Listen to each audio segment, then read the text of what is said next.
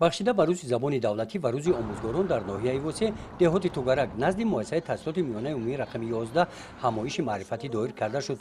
чорабинӣ бо табрикоти директори муассиса оғоз гардида роҳбари мактаб дарсимои коллективи омӯзгорон ва хонандагон ҳамаи омӯзгорони ноҳияро бахшида ба рӯзи забони давлатӣ ва рӯзи омӯзгорон табрик намуданд. ин рӯ бузург ҳастӣ мисли падар муаллим дар олами маонӣ ҳамроҳбар муаллим. ин рӯ бузург ҳастӣ мисли падар муаллим дар олами маонӣ ҳамроҳбар муаллим.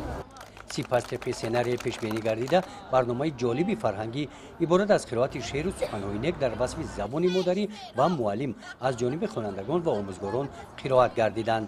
заҳр бодо шири модар бар касе забони модарӣ гум кардааст. дар ин ҳамоиш хонандагон аз рӯзгори муаллими халқии сер зиндаёд диди халифаев шахсияте ки бо шарофати он кас ин муассисаи таълимӣ дар миқёси собиқ давлати иттиҳоди шӯравӣ номдор гашта буд ёдрас гардиданд. барномаи мактабиён бахшида ба рӯзи забони давлатӣ ва рӯзи омӯзгорон бо шеъру расои ҷолиби миллӣ хотирмон анҷом ёфт.